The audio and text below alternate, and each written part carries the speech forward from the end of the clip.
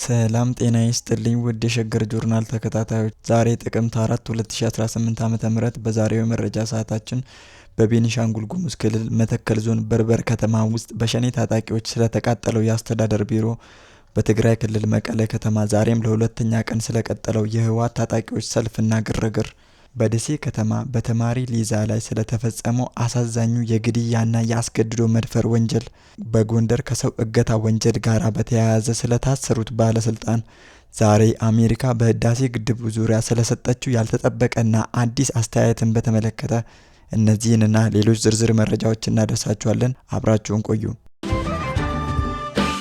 በቤኒሻንጉል ጉሙዝ ክልል መተከል ዞን ዋና ከተማ በሆነችው በርበር ከተማ ውስጥ ባልታወቁ ታጣቂዎች በተፈጸመ ጥቃት አንድ ወሳኝ የቀበሌ አስተዳደር ቢሮ ሙሉ በሙሉ በእሳት መውደሙ ተገለጸ።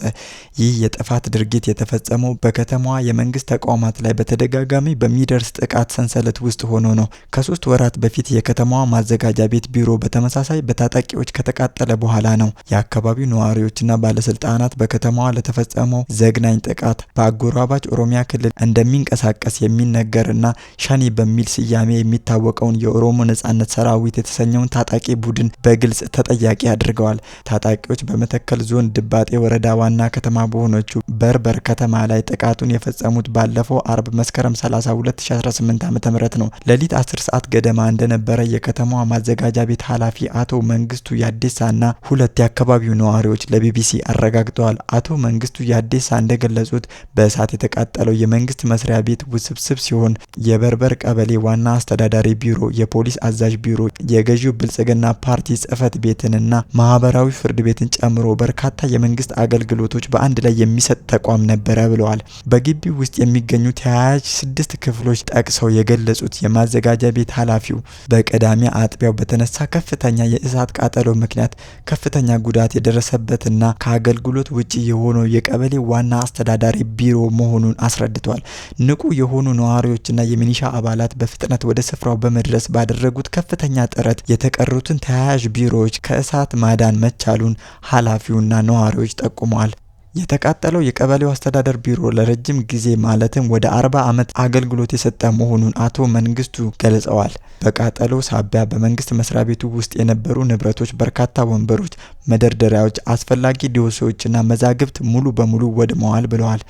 ኃላፊው እንዳስረዱት በደረሰው ከባድ ውድመት ሳቢያ ቢሮው ሙሉ በሙሉ ከአገልግሎት ውጪ የሚያደርግ ደረጃ ላይ ደርሷል ብለዋል።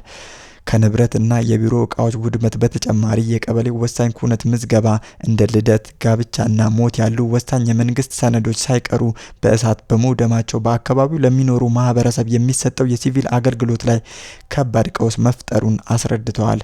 በከተማዋ ውስጥ የፌዴራል ፖሊስ አባላት ካምፕ የሚገኝ ቢሆንም የጸጥታ ኃይሎቹ ጥቃቱ ከመፈጸሙ በፊት ወደ ቦታው ደርሰው የእሳት አደጋውን ለመከላከል አለመቻላቸውን የከተማዋ ኃላፊና ነዋሪዎች ተናግረዋል። አቶ መንግስቱ ይህንን ሲያብራሩ የጸጥታ ኃይሎቹ ጥቃቱ ከተከሰተ በኋላ ተደራጅተው ወደ ጫካ ሲሄዱ ታጣቂዎቹ ሸሽተው ሄደዋል በማለት ምላሹ ዘግይቶ መድረሱን አረጋግጠዋል። ቢቢሲ ያነጋገራቸው አንድ የአካባቢው ነዋሪ በበኩላቸው ጥቃቱ የተፈጸመው በሌሊት በመሆኑ የፌዴራል ፖሊስና የሚሊሻ አባላት አለመውጣታቸውን በመግለጽ የጸጥታውን ክፍተት አሳሳቢነት አስረድተዋል። በጉዳዩ ላይ ምላሽ እንዲሰጡ የተጠየቁ የድባጤ ወረዳ ፖሊስ ጽህፈት ቤት ኃላፊ ኮማንደር ብርሃኑ እጀታ የቢሮ በእሳት መቃጠል እውን መሆኑን ቢያረጋግጡም ስለ ጥቃቱ መንስኤና ዝርዝር ጉዳዮች ወይንም ስለደረሰው ጉዳት መጠን ተጨማሪ መረጃ ከመስጠት ተቆጥበዋል። የበርበር ከተማ መንግስት ተቋማት ላይ የዚህ አይነቱ የጥቃት ድርጊት ሲፈጸም ይህ የመጀመሪያው አይደለም። የከተማዋ ማዘጋጃ ቤት ኃላፊ አቶ መንግስቱ ታጣቂዎቹ ባለፈው ዓመት ሰኔ ወር ላይ ባደረሱት ጥቃት 11 ቢሮዎችን የያዘው የከተማው ማዘጋጃ ቤት ህንጻ ከባድ ቃጠሎ እንደደረሰበት አስታውሰዋል። በዚህም የተነሳ ማዘጋጃ ቤቱ ለረጅም ጊዜ ሙሉ በሙሉ አገልግሎት አቋርጦ የቆየ ሲሆን መስከረም ላይ የግለሰብ ቤት በመከራየት በከፊል ስራ ለመጀመር መገደዱን ጠቅሰዋል። ይህም የጸጥታ ስጋቱ የከተማዋ አስተዳደር መሰረታዊ አገልግሎት አሰጣጥን ምን ያህል እንዳወከ ያሳያል። በአጠቃላይ በቤኒሻንጉል ጉሙዝ ክልል መተከል ዞን ውስጥ የሚገኙ ከተሞችና የገጠር አካባቢዎች ከቅርብ ጊዜ ወዲህ በታጣቂ ቡድኖች በተደጋጋሚ ለሚፈጸም የጸጥታ መደፍረስና የመንግስት ተቋማት ላይ ለሚደርስ ጥቃት ተጋላጭ መሆናቸው በፌዴራል መንግስቱ ላይ ከፍተኛ የጸጥታ ስጋት መፍጠሩን የፖለቲካ ተንታኞች ይገልጻሉ። ሁለተኛው ወሳኝ የመንግስት ቢሮ በ3 ወራት ልዩነት መቃጠል በክልሉ ያለውን የጸጥታ መዋቅር ተጋላጭነት ዳግም የሚያሳይ ሲሆን በነዋሪዎች ዘንድም ተጨማሪ የስጋትና የፍርሃት ምንጭ ሆኗል። በትግራይ ክልል ዋና ከተማ ለሁለተኛ ቀን የቀድሞ የትግራይ ኃይል አባላት የደሞዝ የጥቅማ ጥቅምና የመኖሪያ ቤት መስሪያ ቦታ ጥያቄን በማንሳት ባካሄዱት ተቃውሞ የከተማዋና የአካባቢዋ ዋና ዋና መንገዶች በመዝጋት እንቅስቃሴን ሙሉ በሙሉ አግደው ውለዋል። ይህ የዛሬው ሰላማዊ ሰልፍ ትናንት ሰኞ ጥቅምት 3 2018 ከተካሄደው ተቃውሞ ቀጥሎ የመጣ ሲሆን በዚህ መሃል ሰልፉን ከማስተባበርና ከመምራት ጋር በተያያዘ የእስር ሪፖርቶች እየወጡ ናቸው። ትናንት ሰኞ ከጠዋቱ 2 ሰዓት ተኩል ጀምሮ እስከ ምሽቱ 11 ሰዓት ድረስ ሰላማዊ ሰልፍ ያካሄዱት የቀድሞ የቲዲኤፍ አባላት ጥያቄያቸው ምላሽ ባለማግኘቱ ቅር በመሰኘት ከቀኑ 7 ሰዓት እስከ 11 ሰዓት ድረስ ከመቀሌ ከተማ ወደ አሉላ አባ ነጋ ዓለም አቀፍ አውሮፕላን ማረፊያ የሚወስደውን ዋና የመኪና መንገድ በድንጋይና በራሳቸው አካል ዘግተው ውለዋል። መንገዱ በምሽት በውይይት መከፈቱ ቢታወቅም ሰልፈኞቹ ዛሬ ማክሰኞ ዳግም ተቃውሟቸውን አጠናክረዋል። ዛሬ ጥቅምት 4 2018 ዓ.ም ከጠዋት ጀምሮ የትግራይ ምስራቃዊ ዞን ወደ መቀሌ ከተማ የሚያስገባው ዋና አስፋልት መንገድ በሁለት ወሳኝ ቦታዎች ላይ መዘጋቱ ተዘግቧል። እንደ ሸገር ጆርናል ምንጮች ገለጻ ሰላማዊ ሰልፈኞቹ አጉላ እና ጉርመዶ በተባሉ ስፍራዎች መንገዱን በመዝጋት ምክንያት ከፍተኛ የተጓዦች መስተጓጎል ተፈጥሯል። ይህ ዜና እስከተጠናቀረበት ሰዓት ድረስ መንገዶቹ ዝግ እንደነበሩ ለማወቅ ተችሏል። ተቃውሞውን ተከትሎ ትናንት ምሽት ጀምሮ ሰልፉን በመምራትና በማስተባበር ተሳትፈዋል የተባሉ የታጣቂው ኃይል አመራሮችና የሰራዊት አባላት እየታሰሩ መሆኑን የቅርብ ምንጮች አረጋግጠዋል። የታሳሪዎቹ ትክክለኛ ቁጥርና ማንነት እንዲሁም በእስሩ ዙሪያ ያለው የክልሉ ጊዜያዊ አስተዳደር አቋም በይፋ አልተገለጸም። ይህ እርምጃ የታጣቂዎችን ቁጣ ሊያባብስ እንደሚችል ስጋት ፈጥሯል። ትናንት ሰኞ አመሻሽ ላይ የሰላማዊ ሰልፈኞቹ ተወካዮች የትግራይ ጊዜያዊ አስተዳደር ፕሬዝዳንት የሆኑት ሌተናል ጀነራል ታደሰ ወረደ ከሚገኙባቸው የህወሓት አመራሮችና የሰራዊት አዛዦች ጋራ ውይይት ማድረጋቸው ተዘግቧል። በውይይቱ ወቅትም ሰልፈኞቹ የደሞዝ የጥቅማ ጥቅምና ለቤተሰቦቻቸው መኖሪያ የሚውል የመስሪያ ቦታ ጥያቄን አቅርበዋል። ይሁን እንጂ ስለተደረሰው ስምምነት ወይንም ስለቀረቡ ጥያቄዎች ስለተሰጠው ምላሽ እስካሁን ድረስ በይፋ ለህዝብ የተሰጠ መረጃ የለም። የዛሬው የመንገድ መዝጋት የተቃውሞ ሰልፍ ዓላማ ከትናንትና ሰልፍ ጋር ተመሳሳይ እንደሆነ ከመቀሌ ከተማ ያነጋገርናቸው ሰልፈኞች አረጋግጠዋል።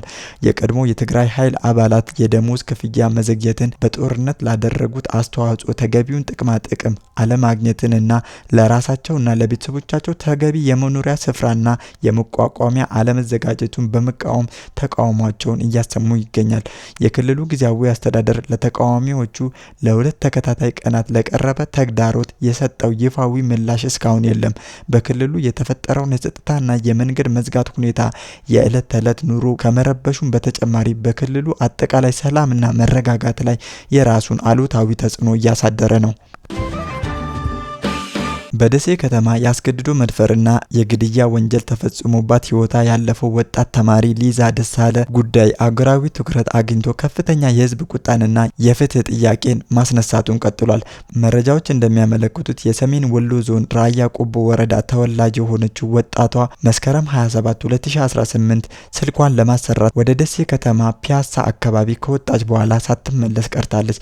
ከዚህ በኋላ በተደረገ ፍለጋ ወጣቷ ሊዛ በአሰቃቂ ሁኔታ ተደፍራና ተገድላ መገኘቷ ተሰምቷል። ይህ አሳዛኝ ክስተት ከተሰማበት ጊዜ አንስቶ በማህበራዊ ሚዲያ መድረኮች ላይ ፍትህ ለተማሪ ሊዛ የሚል ጥያቄ ዘመቻ በስፋት ተቀጣጥሎ ምላሽ እንዲሰጥበት ጫና እያደረገ ይገኛል። ወጣቷ የከፍተኛ ትምህርት ተቋም ተማሪ መሆኗን አስመልክቶ በማህበራዊ ሚዲያ በተሰራጨ መረጃ ላይ ግልጽነት ማጣት ታይቷል። በተለይም ሊዛ ደሳለኝ የወሎ ዩኒቨርሲቲ ተማሪ ናት የሚሉ መረጃዎች በመሰራጨታቸው የዩኒቨርሲቲው ስም ከጉዳዩ ጋር በተያያዘ መነሳቱን ተከትሎ ዩኒቨርሲቲው ማስተባበያ ሰጥቷል። ሸገር ጆርናል ጉዳዩን አስመልክቶ ያነጋገረው አንድ የዩኒቨርሲቲው አካል ተቋማቸው ያደረገውን ማጣራት ጠቅሰው የተማሪዎች አገልግሎት ዲፓርትመንት ጋራ ደውዬ ነበረ፣ እንዲህ አይነት ነገር እኛ ጋር አልተከሰተም፣ ተከሰተ የሚባለው ከወይዘሮ ሰህን ኮሌጅ ነው የሚል ምላሽ እንደተሰጣቸው ገልጸዋል። አክለውም የደሴ ካምፓስ ተማሪ አይደለችም፣ የወይዘሮ ሰህን ኮሌጅ ተማሪ ናት፣ የኛ ተማሪ አለመሆኗን አሁን ከተማሪዎች አገልግሎት ደውዬ አጣርቻለሁ ብለዋል። ዩኒቨርሲቲው ከዚህ ባሻገር በማህበራዊ ሚዲያ ላይ ስሙ በሐሰት በመነሳቱ በጉዳዩ ዙሪያ የሐሰት መረጃ በማሰራጨት የተቋሙን ስም ለማጥፋት የሞከሩ አካላት ላይ የህግ ተጠያቂነት እንደሚከተል አስጠንቅቋል። ሆኖም ዩኒቨርሲቲው በሊዛ ደሳለኝ ሞት ማዘኑን ገልጾ ለወዳጅ ዘመዶቿ መጽናናትን ተመኝቷል። በሌላ በኩል ሸገር ጆርናል ከቆቦ ተማሪዎች ባደረገው ማጣራት ተማሪ ሊዛ ደሳለኝ የራያ ቆቦ ወረዳ ተወላጅ መሆኗን ማረጋገጥ ተችሏል። በዚህም እጅግ አሳሳቢ የሞትና የወንጀል ክስተት ዙሪያ የሚመለከታቸው የመንግስት አካላትና የትምህርት ተቋማት አካላት የተያያዙ መረጃና ምርመራ ሂደትን በተመለከተ ግልጽነት የጎደለው ምላሽ ለመገናኛ ብዙሃን መስጠታቸውን የህዝብን ጥያቄ ይበልጥ እንዲያይል አድርጓል። ጋዜጠኞችን ያነጋገሩት የደሴ ከተማ ኮሚኒኬሽን መምሪያ ኃላፊ አቶ ነስረዲን ኃይሌ መድረክ እየመራው ነው በሚል ሰበብ ዝርዝር ሀሳባቸውን ማካተት ሳይቻል ቀርቷል። ኃላፊው ቆይቶ በላኩት የጽሁፍ መልእክት ደግሞ ኮማንደር ሰይድ የሚባሉ የመንግስት አካል ዝርዝር መረጃ እንደሚሰጡ ጠቁመዋል። ጉዳዩን ተከታትለውታል የተባሉት ኮማንደር ሰይድ አሊን ሸገር ጆርናል ምላሽ የጠየቃቸው ቢሆንም እኔ አልሰጥም፣ ፖሊስ ነው መግለጫ የሚሰጠው፣ ፖሊስ መምሪያ ኃላፊዎች ናቸው የሚሰጡት በማለት ማብራሪያ ለመስጠት ፈቃደኛ ሳይሆኑ ቀርተዋል። ኮማንደር ሰይድ አክለውም የምርመራ ኬዝ ስለሆነ ጥንቃቄ ያስፈልገዋል ቢሉም ጋዜጠኞቹ የምርመራ ሂደቱን ሳይሆን የግድያ ሁኔታውን ለህዝብ እንዲያስረዱ ቢጠየቁም ምላሽ ለመስጠት ፈቃደኛ አልሆኑም። በተመሳሳይ የወይዘሮ ሰህን ኮሌጅ ኃላፊዎችና የደሴ ከተማ ፖሊስ ለማግኘት ያደረግነው ሙከራ ለጊዜው አልተሳካም። ይህ ሁሉ የሆነ ዜጎች በማህበራዊ ሚዲያ አማካኝነት ለወጣት ሊዛ ደሳለኝ ፍትህ እንዲሰጥ ጥቃት አድራሾችም ተለይተው ተገቢውን የህግ ቅጣት እንዲጣልባቸው እንዲሁም የመንግስት የህግ አስከባሪ አካላት በጉዳዩ ላይ ግልጽ እና አፋጣኝ ምላሽ እንዲሰጡ አጥብቀው እየጠየቁ ይገኛሉ። የዜጎች የጸጥታ ስጋት በየጊዜው እያየለ በመምጣቱ በአሁኑ ወቅት በደሴ ከተማ የተፈጸመው ይህ አሰቃቂ ድርጊት የመንግስትን ተጠያቂነት፣ የህግ የበላይነትና የሴቶችን ደህንነት በተመለከተ ትልቅ ጥያቄ የሚያስነሳ ሆኗል። ህዝቡና የመገናኛ ብዙሃኑ ለዚህ አሰቃቂ ወንጀል ተጠያቂዎች በግልጽ ተለይተው ተይዘው ለፍርድ እንዲቀርቡ እንዲሁም የፍትህ ሂደቱ ግልጽ እንዲሆን አፋጣኝ ምላሽ ይጠይቃሉ። በአማራ ክልል ደቡብ ጎንደር ዞን ፈርጣ ወረዳ ዋና አስተዳዳሪ የሆኑት አቶ ሙሉ አበጀ ከሰው እገታ ወንጀል ጋር በተያያዘ በክልሉ የጸጥታ አካላት በቁጥጥር ስር መዋላቸውን መረጃዎች አመላክተዋል። የከፍተኛ አስተዳደር ባለስልጣን በዚህ አይነት አደገኛ ወንጀል መጠርጠር በአካባቢው አስተዳደራዊ መዋቅርና በህግ የበላይነት ዙሪያ ከፍተኛ ውጥረቶችና ጥያቄዎችን የሚያስነሳ ክስተት ሆኗል። አቶ ሙሉ አበጀ በቁጥጥር ስር የዋሉት በፈርጣ ወረዳ እና ተበራክተው በታዩ የእገታ ወንጀሎች ውስጥ እጃቸው እንዳለበት በሚያመለክቱ የመጀመሪያ ደረጃ መረጃዎች እና ጥርጣሬዎች መሰረት መሆኑን የመንግስት አካላት ያደረሱን መረጃዎች ያመለክታሉ። የጸጥታና የፍትህ አካላት አስተዳዳሪው በቁጥጥር ስር ያዋሉበትን ትክክለኛ ቀንና ቦታ እንዲሁም የክሱን ዝርዝር ሁኔታ እስካሁን ድረስ በይፋ ለህዝብ አላስረዱም። ይሁን እንጂ የተጠረጠሩበት የእገታ ወንጀል አይነት፣ የታገቱ ሰዎች ብዛት ወይንም ማንነት እንዲሁም ለወንጀሉ መነሻ የሆነው ዓላማ ቤዛ የመጠየቅ ጉዳይ በህዝብ ዘንድ ከፍተኛ ጥያቄ ምንጭ ሆኖ ቆይቷል። የአንድ የወረዳ አስተዳዳሪ በስልጣን ላይ እያሉ በእንደዚህ ያለ ከባድና በሰብአዊ መብቶች ላይ የተሰነዘረ ወንጀል ተጠርጥረው የህግ የበላይነት መረጋገጥ እና የመልካም አስተዳደር መርሆች በአካባቢው ምን ያህል ፈታኝ ሁኔታ ውስጥ እንዳሉ በግልጽ የሚያሳይ ነው። የፖለቲካ ተንታኞችና የህግ ባለሙያዎች እንደሚገልጹት የመንግስት ከፍተኛ ኃላፊዎች ራሳቸውን የወንጀል ድርጊት ፈጻሚ ወይንም ተባባሪ ሆኖ በመገኘት በህዝብና በመንግስት መዋቅር መካከል ያለውን መተማመን የሚያናጋ እንዲሁም የዜጎችን ደህንነት ላይ አሳሳቢ ሁኔታን ፈጥሯል። ይህ ክስተት በተለይም በጎንደር ዞን እና አካባቢው ከዚህ ቀደም ታይቶ በነበረው የጸጥታ አለመረጋጋትና የመንግስት አካላት ከአንዳንድ አካባቢዎች ለቀው መውጣት ከሚያሳዩ ዘገባዎች አንጻር ሲታይ የአካባቢው የጸጥታና የአስተዳደር ችግር ውስብስብነትን ያጎላዋል። በአማራ ክልልና በሌሎች የሀገሪቱ ክልሎች የሰው እገታ ወንጀል ከቅርብ ዓመታት ወዲህ በእጅጉ እየጨመረ የመጣ የጸጥታ ችግር ነው። ይህ አዲስ ክስተት ወንጀሉ ከወትሮው በተለየ የመንግስት መዋቅር ውስጥ ዘልቆ መግባትን ሊያመለክት ይችላል። የፌዴራልና የክልል መንግስታት ሙስናና ህገወጥ ድርጊቶችን ለመዋጋት እየወሰድን ነው የሚሉትን እርምጃዎች በማጠናከር ሂደት ይህ የአስተዳዳሪው በቁጥጥር ስር መዋል በሁሉም የመንግስት እርከኖች ለህግ ተጠያቂነት መስፈን የተወሰደ ተጨባጭ እርምጃ ተደርጎ ሊወሰድ ይችላል። መንግስት ማንኛውም ባለስልጣን ከህግ በላይ አለመሆኑን ለማሳየት ይህንን ጉዳይ እንደ ጥሩ አብነት ሊጠቀምበት ይችላል የሚል እይታም አለ። በአሁኑ ወቅት የክልሉ የጸጥታና ፍትህ አካላት በጉዳዩ ላይ ሰፊ ምርመራ እያደረጉ መሆኑ ተጠቁሟል። ምርመራው እንደተጠናቀቀ በመጠቀም የተሰበሰቡትን መረጃዎችና የአስተዳዳሪውን የፍርድ ሂደት ምን እንደሚመስል ለህዝብ ይፋ ይደረጋል ተብሎ ይጠበቃል። የአቶ ሙሉ አበጀ ለጉዳዩ በይፋ የሰጡት ምላሽ ባይኖርም የህግ ባለሙያዎች እንደሚገልጹት ክሱ ምን ያህል ጠንካራ መሰረት እንዳለው ለመረዳት የፖሊስን ምርመራ ውጤትና በአቃቤ ህግ የሚቀርበውን ክስ መመልከት ወሳኝ ነው ብለዋል። በቅርቡ የተመረቀው የታላቁ የኢትዮጵያ ህዳሴ ግድብ ዙሪያ ኢትዮጵያና ግብጽ መካከል የቆየው ውጥረት ካይሮ ባቀረበችው አዲስ ውንጀላና ከአሜሪካ በተሰጠ ያልተጠበቀ አስተያየት አዲስ ምዕራፍ ላይ ደርሷል። ግብጽ ግድቡ በሱዳን ላይ ከፍተኛ የጎርፍ አደጋ አስከትሏል በማለት ኢትዮጵያን ኃላፊነት በጎደለው አሰራር ስትከስ፣ የኢትዮጵያ የውሃና ኢነርጂ ሚኒስቴር ለቀረበው ክስ ጠንከር ያለ ምላሽ ሰጥቷል። የግብጽ ባለስልጣናት በሰጡት መግለጫ ግድቡ ስራ መጀመሩን ተከትሎ የተለቀቀው እጅግ ከፍተኛ የውሃ መጠን በጎረቤት ሱዳን የእርሻ መሬቶች ላይ ጎርፍ በማስከተል በርካታ መንደሮችን እንዳጥለቀለቀ ጠቁመዋል። ግብጽ ይህንን ክስ ያቀረበችው ግድቡ ላይ በሶስቱ አገራት መካከል የጋራ አስተዳደር አስፈላጊነትን የሚያሳይ ዋነኛ ማሳያ ነው በሚል ነው። በተቃራኒው የኢትዮጵያ የውሃና ኢነርጂ ሚኒስቴር በትናንትናው ዕለት ባወጣው ዝርዝር መግለጫ የግብጽን መግለጫ ሐሰተኛና ስም አጥፊ ነው፣ እንዲሁም ዓለም አቀፉን ማህበረሰብ ለማሳሳት የተደረገ ሙከራ ነው ሲል ውድቅ አድርጎታል። ሚኒስቴሩ በሱዳን የተከሰተው ጎርፍ ከግድቡ ጋራ ምንም ግንኙነት የሌለው ይልቁንም በዋይት ናይል ገባር ውሃ መጠን መጨመርና ባልተለመደ የዝናብ መጠን የመጣ እንደሆነ ገልጿል።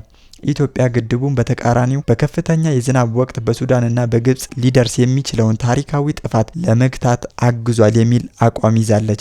ሚኒስቴሩ በተጨማሪም ግብጽ በቀኝ ግዛት አስተሳሰብ በመመራት አንዳንድ የአፍሪካ ሀገራትን በጥቅማ ጥቅም በመደለል ውዝግብ ማስነሳት እንደቀጠለች በመግለጽ የካይሮን አካሄድ አጥብቀው ኮንነዋል። ግብጽ በኢትዮጵያ ላይ ዓለም አቀፍ ጫና እንዲደረግባት የአሜሪካን መንግስትን እየጠየቀችበት ባለበት በዚህ ወቅት ከዋሽንግተን ያልተጠበቀ ምላሽ ተሰጥቷል። በቅርቡ በፕሬዝዳንት ዶናልድ ትራምፕ የአፍሪካ ጉዳዮች ከፍተኛ አማካሪ ሆነው የተሾሙት ማሳድ ቦሎስ አሜሪካ ኢትዮጵያና ግብጽ ስምምነት ላይ እንዲደርሱ ድጋፍ እንደምትሰጥ ቢገልጹም የህዳሴ ግድብ ጉዳይ ፖለቲካዊ ሳይሆን ቴክኒካዊ ምላሽ እንዲያገኝ አሳስበዋል። ለአል አረቢያ ሚዲያ አስተያየታቸውን የሰጡት አምባሳደር ቦሎስ ሁሉንም ጉዳዮች እንዲፈታን እና ለሁሉም ተቀባይነት ያለው እንዲሆን እንፈልጋለን፣ በተለይም ደግሞ በቴክኒክ በኩል ምክንያቱም ጉዳዩ የቴክኒክ ስለሆነ ቴክኒካዊ ምላሽ ያስፈልገዋል ብለዋል። የእርሳቸው አስተያየት የግድቡ ውዝግብ ከከፍተኛ የፖለቲካዊ ንትርክ ይልቅ በሙያዊ መርሆች እንዲፈታ የሚያሳስብ ሆኖ ቀርቧል። ቦሎስ በግብጽ በኩል ሲገለጽ የነበረውን የናይል ውሃ የሞት ሽረት ጉዳይ ነው የሚለውን አገላለጽ በአዲስ መልክ አስቀምጠውታል። የአሜሪካው ዲፕሎማት ጉዳዩ የኢትዮጵያና የሱዳን የግብጽ የሶስቱ አገራት የህይወትና የመኖር ጉዳይ ነው በማለት የሶስቱ አገራትን እኩል ጥቅም አጉልተዋል። ይህም ቀደም ሲል ግብጽ ለብቻዋ ውሃውን የሞት ሽረት ጉዳይ አድርጋ ስትገልጽ የነበረውን አቋም የሚጻረር ነው። አምባሳደር ቦሎስ ግድቡ አሁን ስለተጠናቀቀ እውን የሆነ ጉዳይ ሲሉ በዚህ መሬት ላይ ባለ እውነታ ዙሪያ መፍትሄ ያስፈልጋል በማለት የኢትዮጵያን የግድቡ ባለቤትነትና ማጠናቀቅ አሜሪካን እንደምትቀበለው አመላክተዋል። ይህ መግለጫ ካይሮ ግድቡን በዓለም አቀፍ ሕግ ለማስቆም ከምታደርገው ጥረት ጋር የሚጋጭ ነው። የአሜሪካው ባለስልጣን አስተያየት ከመሰጠቱ ቀደም ብሎ የግብፁ ፕሬዝዳንት አብዱልፈታህ አልሲሲ አገራቸው የህዳሴ ግድብን በተመለከተ እጃችንን አጣጥፈን አንቀመጥም የሚል አነጋጋሪ መልእክት በይፋ አሰራጭተው ነበር። ፕሬዝዳንቱ ይህንን አስደንጋጭ ንግግር የተናገሩት በካይሮ በተካሄደ 8ኛው የካይሮ የውሃ ሳምንት ንግግር ላይ ነው። የኢትዮጵያ የውሃና ኢነርጂ ሚኒስቴር ለዚህ ማስጠንቀቂያ ምላሽ ሲሰጥ ፉከራና ማስፈራሪያ ተቀባይነት እንደሌለው ገልጾ በናይል ውሃ የመጠቀም መብት ምንም አይነት ጫናና ማስፈራሪያ እንደማይገታው አስታውቋል።